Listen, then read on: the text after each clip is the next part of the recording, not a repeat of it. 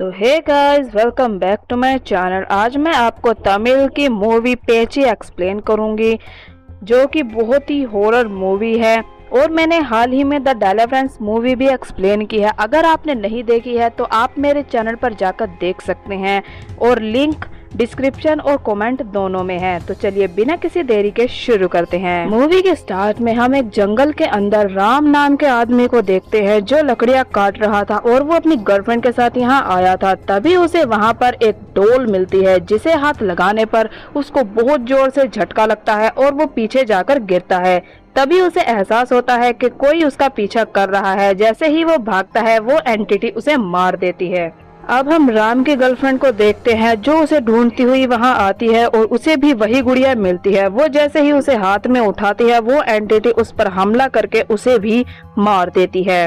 अब scene shift होकर 5 दोस्तों पर आता है, जिनका नाम चरण, मीना, जेरी, सेतु और चारू होता है, जिसमें चारू और चेतन दोनों ही कपल थे। अब हम देखते हैं कि इस जंगल में ट्रैक करना अलाउड नहीं था, इसीलिए चरण अपने दोस्त अशोक के जरिए एक मारी नाम के आदमी को हायर करता है, जो वहीं पर काम करता था, और वो उनका ट्रैकिंग पार्टनर भी बन जाता है। तभी वो लोग ट्रैक करने के लिए अपनी कार से जा ही रहे होते हैं, लेकिन बीच में मारी की लड़की आ जाती है और वो अपने पिता को एक गले का लॉकेट देती है, जो कि वो भूल गया था, और वो कहती है कि इसे कभी मत उतारना, और वो वहाँ से चल जाते हैं। तभी मारी रास्ते में ही गाड़ी रोक देता है, क्योंकि सामने चेक पॉइंट था, और वो वहाँ से पैदल ही ट्रैकिंग करना शुरू कर देते हैं। हम मारी के दोस्त को देखते हैं, जो उसकी गाड़ी की रखवाली के लिए उसकी गाड़ी में बैठ जाता है। अब जंगल में थोड़ी दूर चलने पर मारी उन्हें कहता है कि अगर तुम्हें किसी को फोन करना हो तो तुम अभी कर सकते हो, क्योंकि जंगल के अंदर सिग्नल नहीं होंगे। लेकिन मीना इसकी बात पर बहुत गुस्सा होती है। अब वो लोग मारी की बात मानकर वहाँ से चलने लगते हैं। हम देखते हैं कि मीना और चारू को एक लेक दिखाई देती है, जहाँ पर वो जाकर बहुत इंजॉय करने लगते हैं और चिल्लाने लगते हैं। तभी मारी उन्हें वहाँ से जल्दी चलने के लिए कहता है और बोलता है कि यहाँ पर कीड़े मकोड़े और जानवर हैं, इसीलिए हमें यहाँ से चलना चाहिए। लेकिन मीना को उसकी बात पसंद नहीं आती और वो वहाँ से चलने लगते हैं। तभी वो एक रेस्ट्रिक्टेड एरिया के पास पहुँच जाते हैं और उन्हें वहाँ पर बहुत सी घंटियाँ दिखती हैं। वो जैसे ही उनको हाथ लगाते हैं, वो घंटियां नीचे गिर जाती हैं, क्योंकि उनकी रस्सियां पूरी तरह गल चुकी थी। मारी उसको वहां से जल्दी से चलने के लिए कहता है, लेकिन मीना बहुत गुस्सा हो जाती है और उसको बुरा भला बोलने लगती है। तभी वो लोग उसे शांत करते हैं और वहां से जाने लगते हैं। हम देखते हैं कि चारू एक पहाड़ी पर जाकर खड़ी हो जाती है, और तभी उसे ऐसा लगता है कि किसी ने उसे पीछे धक्का दिया।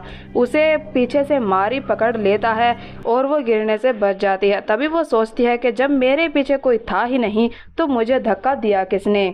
तभी वो लोग वहां से जाने लगते हैं, और जेरी चरण और मीना की फोटो ले रहा था, जो आपस में बैठकर बात कर रहे थे। उसे देखकर वो दोनों वहां से उठकर पेड़ के पीछे चले जाते हैं, और जेरी गुस्से में पूछता है कि तुम सब पेड़ के पीछे कर क्या रहे हो। तभी वो एक पेड़ की तरफ देखकर बोलता है कि अगर तुम पेड़ के पीछे से बाहर आ जाते हो तो तुम्हारी बहुत अच्छी फोटो आएगी। तभी पेड़ के पीछे से एक चुड़ैल आ जाती है और वो डरकर वहां से भागने लगता है। उसे ऐसा लगता है कि उसका पैर किसी ने पकड़ लिया है। तभी वहां पर सभी आकर उसे देखकर हंसने लग जाते हैं, और वो बोलता है कि उसका पैर किसी ने पकड़ा था, लेकिन सभी उसका मजाक उड़ाने लगते हैं। और हम देखते हैं कि उसके पैरों पर एक हाथ का निशान होता है, मतलब वो सच बोल रहा था। लेकिन सेती और चारू उसका मजाक उड़ा रहे थे, इसीलिए वो उन्हें बोलता है कि मैं वापस जा रहा हूँ। सेती उसे गुस्से में झिड़क कर भेजने लगता है, और वो गुस्से में उन्हें बोलता है कि अगर तुम में इतनी ही हिम्मत है तो उस रेस्ट्रिक्टेड एरिया में जाकर दिखाओ और वापस भी आकर दिखाना। तभी वो अपने साथ एक रिबन ले लेते हैं, जिससे कि वो वहां पर खो ना जाए और वापस आने में उन्हें आसानी हो। अब मारी भी ये सारी बातें सुन रहा था और वो उन्हें बहुत रुकता है, लेकिन वो नहीं रुकते और उस रेस्ट्रिक्टेड एरिया के अंदर जाने लगते हैं। चारू को वहां पर एक झोपड़ी दिखाई देती है और वो उस झोपड़ी के अंदर चली जाती है। वहां पर उसे एक डोल मिलती है, जिसे वो उठाकर सेल्फी लेने लगती है। तभी उसे वहां पर एक चुड़ैल दिखती है, जिसे देखकर वो डर जाती है, और बाहर आकर देखने पर वहां कुछ भी नहीं था। तभी वो सेती को बताती है और सेती भी उसका मजाक उड़ाने लगता है। अब मारी और जैली उन दोनों को ढूंढने के लिए जंगल में जाते हैं और उन्हें वहां पर चारू बेहोश मिलती है। वो चारू को जैसे ही देखने लगते हैं, सेती और चारू जोर जोर से हंसने लगते हैं और उन दोनों को पता चल जाता है कि उनके साथ प्रैंक हुआ है। वो दोनों वहां से गुस्सा होकर वहां से जाने लगते हैं, लेकिन वापस कैंप के पास आने पर उन्हें पता लगता है कि चारू और सेती तो वहीं पर है, तो उनके साथ प्रैंक किया किसने था। तभी मारी की नजर पड़ती है और उसे एक कोने में चारू दिखती है जो डेमोनिक हंसी हंस रही थी और वो वहीं पर गायब हो जाती है, जिससे वो बहुत डर जाता है। अब मारी उन्हें बताता है कि वो वापस आ गई है, जिसका नाम है पैची। पैची उनके ही गांव की एक लड़की थी जो कोलकाता से काला जादू सीखकर आई थी और वो अपने फॉलोवर्स के साथ जंगल में काला जादू की क्रिया करा करती थी, जिसमें उसने बहुत सारे लोगों की बलि दी थी और बहुत सारे लोग तो गायब भी हो गए थे। लेकिन गांव वालों को ये पता लगाने में ज़्यादा टाइम नहीं लगा कि ये सब पैची कर रही है। वो सभी उसे मारने के लिए उसके घर आते हैं, लेकिन वो अपनी पावर से उन सभी को मार देती है। कुछ लोग जो बच गए थे वो भागकर पंडित जी के पास जाते हैं और पंडित जी बताते हैं कि वो शैतान की पूजा करेंगे, लेकिन उसकी आत्मा कभी खत्म नहीं होगी। तभी वो लोग उसे मारने के लिए दोबारा जाते हैं। इस बार वो पेची को मार तो देते हैं, लेकिन उसकी आत्मा आजाद होती है, जिसे वो तंत्रों से बांधकर एक गुड़िया के अंदर डाल देते हैं और जिसे हमने देखा था कि मूवी के स्टार्टिंग में एक लड़के ने उसे आजाद कर दिया था। गांव वालों ने पेची की डेड बॉडी को जंगल में ही दफना दिया ताकि वो गांव के बाहर ना आ सके। अब वो लोग वहां से भागने लगते हैं और अपना सामान पैक करने लगते हैं। तभी जेरी को पता चलता है कि उसका कैमरा उसके पास नहीं है। तभी वो मारी को बोलता है और उसके मना करने के बावजूद भी वो जंगल में ढूंढने जाते हैं। उसे वहां पर अपना कैमरा मिल तो जाता है, लेकिन तभी उसे अपने पास एक मारी और दिखाई देता है। वो सोचता है कि मेरे पास खड़ा हुआ मारी छलावा है और दूर खड़ा हुआ मारी असली है, तो इसीलिए वो अपने पास खड़े हुए मारी को धक्का देकर वहां से भाग जाता है और उसी झोपड़ी में चला जाता है जो पेची की थी।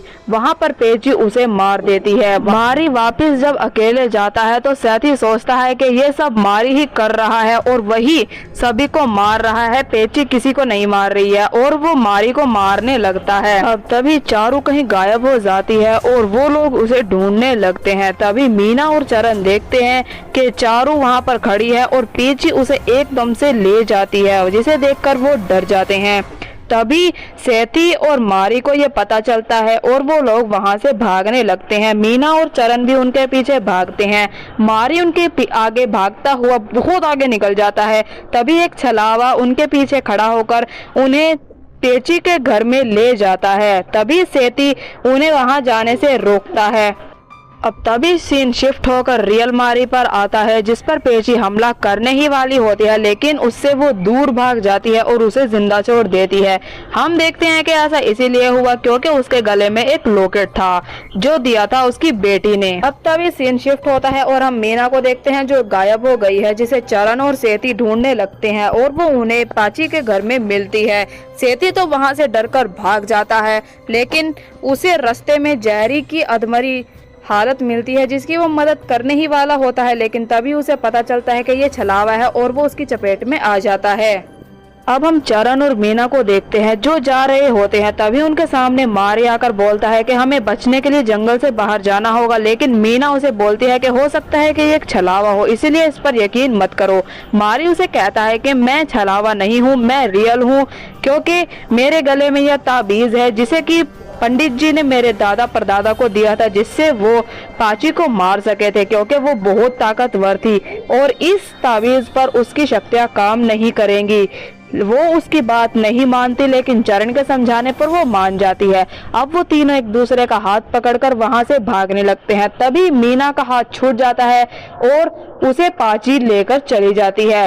चरण मीना को ढूंढने के लिए जंगल के अंदर जाने की जिद करने लगता है और मानी के बहुत समझाने पर भी वो नहीं मानता। तभी उसे अंदर जाने पर ये रियलाइज होता है कि उसने अंदर आकर बहुत बड़ी गलती कर दी है। तभी उसके सामने अपने दोस्तों के डेमोनिक फॉर्म आते हुए दिखाई देते हैं, जिनसे वो बचता हुआ जाने लगता है। तभी उस पर पेची हमला कर देती है, लेकिन वो उसके पास नहीं आती और उससे डरकर चली जाती है। उसे पता चलता है कि उसके हाथ में मारी का ताबीज है जो कि उसे मना करते हुए उसके हाथ में आ गया था। तैसे ही वो बाहर आता है, उसे दिखाई देता है कि मारी की लाश पड़ी है और वो बहुत घबरा जाता है। तभी वो सोचता है कि प्राची तो बाहर नहीं आ सकती, इसे किसने मारा। तभी वो चलते हुए रोड पर आ जाता है और वहाँ पर उसे मारी का दोस्त दिखाई देता है जो कि गाड़ी के साथ आया था और गाड़ी के अंदर बैठी थी मीना।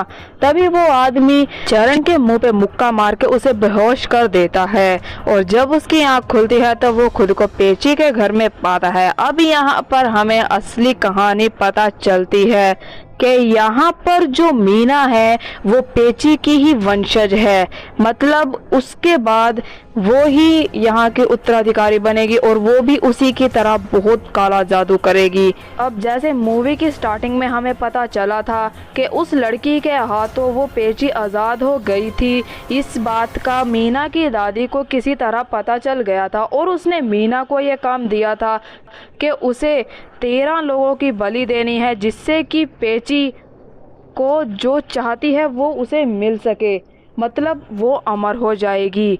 अब उसकी दादी उसको बोलती है कि तुम किसी भी लड़के के साथ दोस्ती करो और फिर उसे वहाँ ले जाकर मार दो। अब इसीलिए ये चेतन से मिली, इसने उसके साथ दोस्ती की, उससे प्यार का नाटक किया और उसको और उसके दोस्तों को ट्रिप के लिए मनाया और यहाँ पर लेकर आई। अब यहाँ पर 13 में से 2 लोगों की बलि तो मूवी की स्टार्टिंग में ही दे दी चुकी है। अब यहाँ पर सिर्फ 11 लोग और बचे थे। अब ये मूवी सस्पेंस के साथ यहीं पर ख़त्म हो जाती है, लेकिन दोस्तों मैं आपको बता दूं कि जो मूवी में मारी मरा था वो किसी पाची ने नहीं मारा था, उसको मीना ने ही मारा था पीछे से चक्कू मारकर। और जो मारी का दोस्त था वो मारी का दोस्त होने का सिर्फ नाटक कर रहा था, वो मीना का एक फॉलोवर था जो उसके साथ पाची की इच्छा पूरी होने में उसकी मदद कर रहा था। तो गाइज आपको ये मूवी कैसी लगी मुझे कमेंट में ज़रूर बताएं और मेरे चैनल को लाइक, सब्सक्राइब और शेयर करें। Thank you.